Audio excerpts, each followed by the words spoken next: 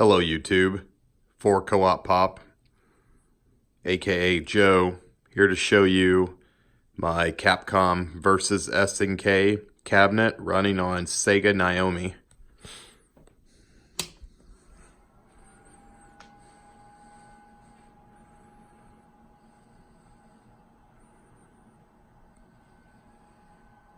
Let me go ahead and turn on the sound here.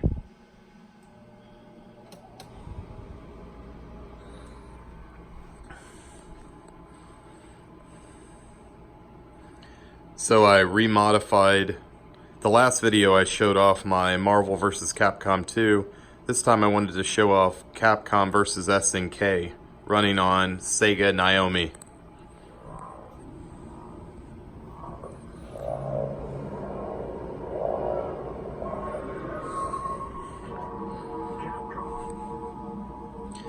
I did a couple other modifications in this cabinet, including switching out the original joysticks that came with the Arcade1UP. Go ahead and turn this down here. Also, I managed to, so I ordered these HAP joysticks and buttons, kind of to make it look a little more authentic to the original cabinet. I added some buttons down below. I also added an authentic Capcom logo sticker on the bottom there, which is pretty nice. I also have the Arcade1UP riser, which definitely is recommended for something such as this. So let me go ahead and move on to the back and I'll explain what I've done. Actually, one thing I wanted to explain right here was the screen. A few people have asked me what kind of screen I've used. I'm actually using a LG 20-inch 4x3, which I've managed to modify and get in there. Looks really nice. I wanted a screen bigger than the 17-inch LCD that was in the Arcade1UP, which is actually right here. So that's my screen from before.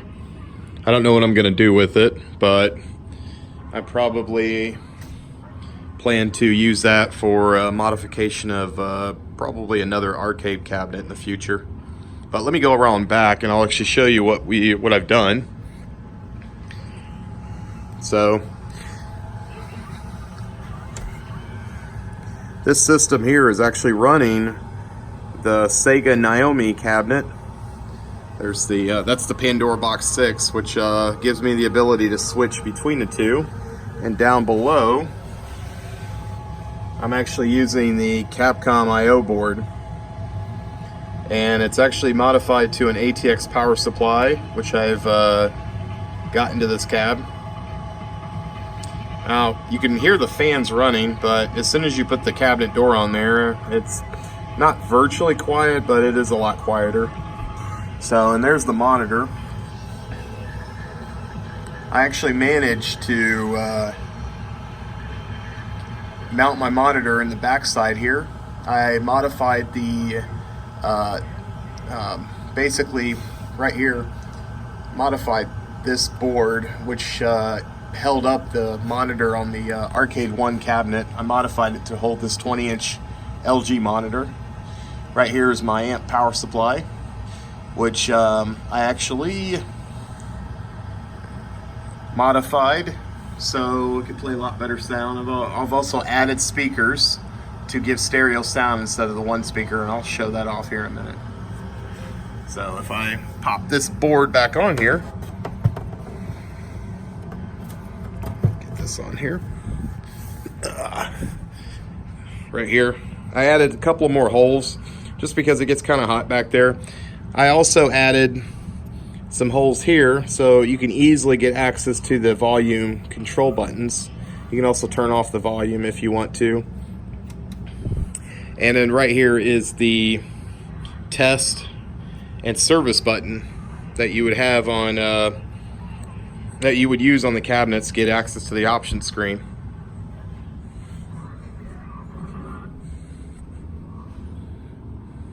So originally the original Arcade1UP cabinet came with one speaker inside of it. So I managed to actually find some arcade speakers that were small enough to fill in both sides.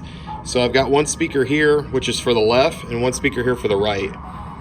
So, and you know, I have a Pandora Box 6 inside of here, and it gives me the ability to play stereo sound, and for stereo sound for Marvel vs. Capcom 2 or Capcom vs. SNK.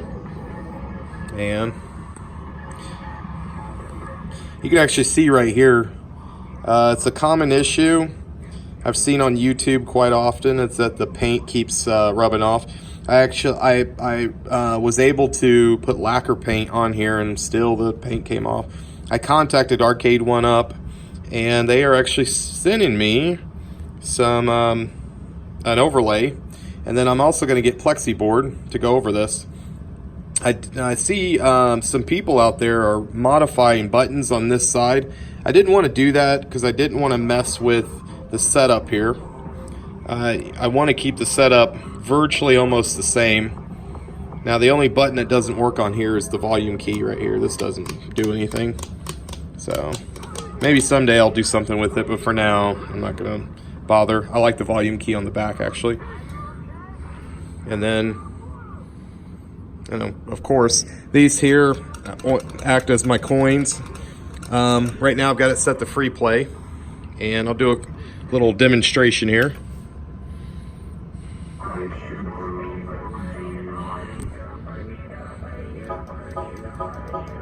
I'll attempt to play this one-handed.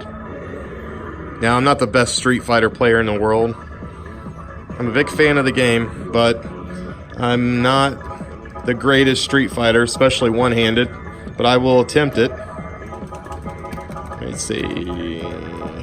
I'll just go with Ken.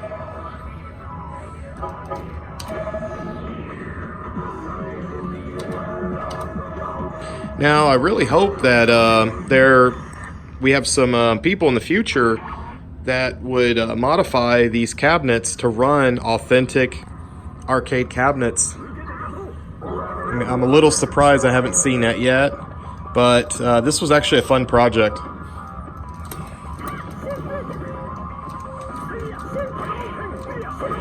Yeah, I'm actually pulling an Hadouken off with one hand.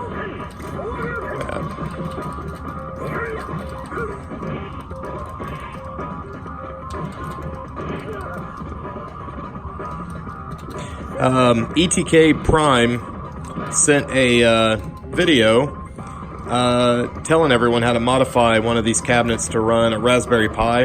I could have done that, but I wanted to challenge myself with a project such as putting an authentic arcade cabinet.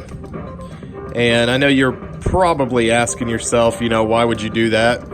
You know, why don't you use a Japanese cabinet or, you know, an American style? The main reason is, you know, with my small apartment, I think this is perfect to run this setup.